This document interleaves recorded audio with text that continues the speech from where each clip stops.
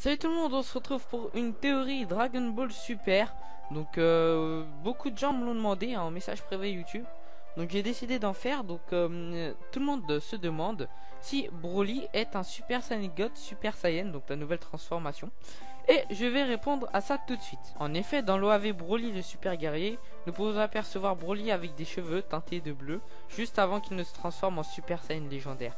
Il est possible que Broly avait déjà découvert la transformation de Super Saiyan God. Avant de penser quoi que ce soit, je tiens à dire que ce n'est qu'une théorie et je vais vous exposer mes idées. Revenons à l'enfance de Broly. C'est un Saiyan né sur la planète Vegeta avec une puissance très avancée qui survit à des coups de couteau et une explosion de planète alors que ce n'est qu'un enfant. Le fait qu'il a atteint le stade de Super Saiyan God est tout à fait possible puisqu'il est en avance sur tout le monde au niveau des transformations. À l'heure où Goku ne connaît que la transformation de simple Saiyan, Broly, lui, a déjà atteint le stade de Super Saiyan, Super Saiyan légendaire et peut-être a-t-il atteint la transformation de Super Saiyan God Super Saiyan. Tous ceux qui disent maintenant qu'il est impossible que Broly soit un dieu car il n'a pas le cœur pur et aucun Saiyan ne l'a aidé, écoutez bien ça. Dans la série Dragon Ball Super, nous pouvons apercevoir que Goku passe en Super Saiyan God grâce à ses 5 amis Saiyan au cœur pur qui leur envoient leur énergie.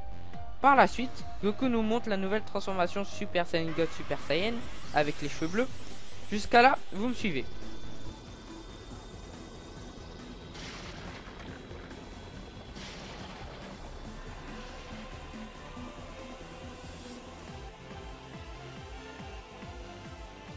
On sait aussi que le Super Saiyan God Super Saiyan est l'addition du Super Saiyan et du Super Saiyan God. Alors d'où Vegeta, qui déjà n'a pas le cœur pur, a réussi à passer en Super Saiyan God Super Saiyan alors qu'il n'est pas passé par le stade de Super Saiyan God aux cheveux rouges.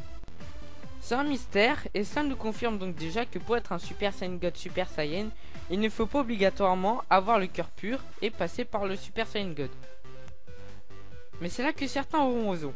Nous pouvons apercevoir dans Dragon Ball Super que seul un dieu peut rivaliser avec Beerus, et d'ailleurs on s'en aperçoit. Quand Goku se bat en Super Saiyan God contre Beerus, on voit clairement que Goku lui tient tête. Donc déjà, le Super Saiyan God est plus puissant que le Super Saiyan 3, car Goku se fait éclater par Beerus lors de cette transformation.